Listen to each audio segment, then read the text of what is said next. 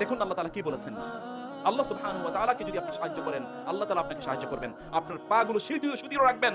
যেই দিন লোকদের পাগুলো সুদৃঢ় থাকবে না, যেদিন লোকেরা ভীত আতঙ্কিত থাকবে, সেই দিন আপনি দৃঢ় কদম থাকবেন। আপনার পাগুলো সেই দিন সুদৃঢ় থাকবে। আপনি পিছলে যাবেন না, আপনি ভড়কে যাবেন না, আপনি আতঙ্কিত হবেন না, বরং সেই দিন আপনি প্রশান্ত থাকবেন। যদি আপনি আল্লাহ সুবহানাহু ওয়া তাআলার কিতাবকে অনুসরণ করতে পারেন, তাইলে নূর দিয়ে আল্লাহ সুবহানাহু ওয়া তাআলা আপনাকে ভরিয়ে দেবেন। অতএব আল্লাহ সুবহানাহু কিতাব পড়ুন, কিতাবকে জিজ্ঞেস করুন, কিতাবকে অনুধাবন করার চেষ্টা করুন। এই কাজটি আপনাদের করা দরকার। এবং 2 নম্বর কাজ হচ্ছে কেবলমাত্র আনুগত্য করতে হবে কার? আল্লাহ সুবহানাহু ওয়া তাআলা এবং তার রাসূল সাল্লাল্লাহু আলাইহি ওয়াসাল্লাম। এবং আনুগত্য করতে হবে কার? আল্লাহ রাসূল সাল্লাল্লাহু আলাইহি ওয়াসাল্লামের। আমাকে কি বলেছে, তোমাকে কি বলেছে, তার চেয়ে বড় কথা হলো আল্লাহ এবং আল্লাহর রাসূল কি বলেছেন, সেটা একবার খুঁজে নেওয়া দরকার। এবং এটাই হলো ইবাদত। আপনার গোটা জীবন যদি আল্লাহ এবং আল্লাহর রাসূলের আনুগত্যের মধ্যে কাটান, তাহলে আপনার গোটা জীবনের এমন কোনো কাজ নাই যেটা ইবাদত হবে না। বুঝতে পারেন নাই? আপনি যদি ইনকাম করেন সেটা কি ইবাদত হবে না? আপনি যদি ব্যবসা করেন সেটা কি ইবাদত হবে না? সেটাও ইবাদত হবে। আপনি মসজিদে যাওয়াকে কেবল ইবাদত কেন মনে করছেন? আপনি কারো সামনে কাউকে দেখে একটু হেসে দেয়া, এটা কি ইবাদত না? কি মনে হয় আপনাদের? কাউকে দেখে হাসা কি ইবাদত না? ইবাদত। এমনকি রাস্তায় যদি কষ্টদায়ক কোনো জিনিস থাকে, ও ইমাতাতুল আযা আনিত তরিক, রাস্তায় কষ্টদায়ক কোনো জিনিস, একটু গর্ত দেখেছেন, একটু মাটি দিয়ে দেন। একটা ঢাল এখানে এমন ভাবে, কোন একটা গাছের ডাল এমন ভাবে এখানে ঝুলে আছে যে অন্যরা যেতে পারছে না, এটা সরিয়ে দেন না। কেবলমাত্র এতটুকু কাজ যদি আল্লাহ সন্তুষ্টির জন্য করেন, এতটুকু কাজ আল্লাহ সুবহানাহু ওয়া তাআলা কবুল করে নিলে আপনার জন্য জাহান্নাম তিনি হারাম করে দিতে পারেন। এটুকু করেন ভালোবেসে, আল্লাহ সুবহানাহু ওয়া তাআলার সন্তুষ্টির জন্য এটুকু করেন, আপনার গোটা জীবন ইবাদতে পূর্ণ হয়ে যাবে। রাসূলুল্লাহ সাল্লাল্লাহু আলাইহি ওয়াসাল্লাম বলেছেন, আল্লাহু ফি আউনিল আবদি মা কানা আল আবদু ফি আউনি আখিহি।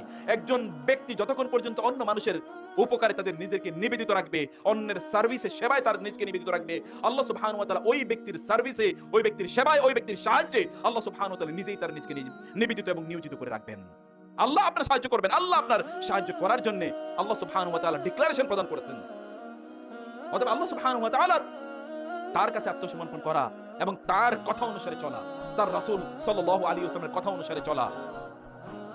যখন তাদেরকে বলা হয় ইযা কিলা লাহুম ইত্তাবিউ মা আনজালাল্লাহ ক্বালু বাল নাত্তাবিউ মা আলফাইনা আলাইহি আবাআনা আও লাউ কানা আবাউহুম লা ইয়াকিলুনা শাইআন ওয়া লা ইয়াহতাদুন। আল্লাহ তাআলা বললেন তাদেরকে যখন বলা হয় কোরআন এবং সুন্নাহ, আল্লাহ এবং আল্লাহর রাসূলকে অনুসরণ করো, তখন তারা বলে বরং বাপ দাদাদেরকে যা করতে দেখেছি তাই আমরা অনুসরণ করব। তাদের বাপ দাদা যদি কোনো কিছু না বুঝে এবং হেদায়েতের উপর না থাকে, তাইলেও কি তারা বাপ দাদাদেরকে অনুসরণ করবে? তাদের অনুসরণ করার কথা হচ্ছে আল্লাহ এবং আল্লাহর রাসূলকে। অতএব এই যে মাহফিল, এই মাহফিল থেকে আপনাদের এই প্রত্যয় হোক যে আল্লাহ এবং আল্লাহর রাসূল যা বলেছেন আমরা কেবল আমাদের গোটা জীবনকে এইভাবে পরিচালনা করব। এবং এই পরিচালনা করে দেখেন আপনি কি পরিতৃপ্তি পান। হতে পারে আপনার মৃত্যুর সময় ফেরেশতা আপনাকে ডেকে বলবে, ইয়া আইয়াতুহান নাফসুল মুতমাইন্নাহ ইরজিই ইলা রাব্বিকি রাদিয়াতাম মারদিয়াহ ফাদখুলি ফি ইবাদি ওয়াদখুলি জান্নাতি। এই প্রশান্ত আত্মা আন-নাফসুল মুতমাইন্নাহ ইরজিই ইলা রাব্বিকি রাদিয়াতাম মারদিয়াহ, তুমি তোমার রবের কাছে যাও, তোমার রব তোমার ব্যাপারে সন্তুষ্ট, তুমিও তোমার রবের ব্যাপারে সন্তুষ্ট।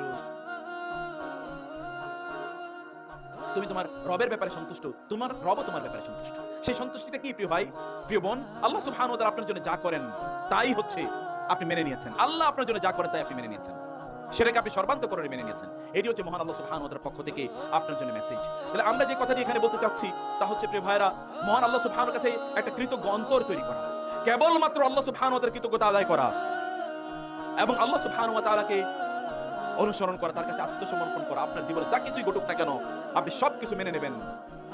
আপনার জীবনে যা কিছুই ঘটুক না কেন সবকিছু আপনি মেনে নেবেন এবং আপনার জীবনের প্রত্যেকটি কাজ আপনি দেখবেন কোরআন এবং সুন্নাহর মানদণ্ডে কাজটি হচ্ছে কিনা, আল্লাহ যা বলেছেন তার রাসূল যা বলেছে সেই অনুসারে আপনি কাজটি করছেন কিনা।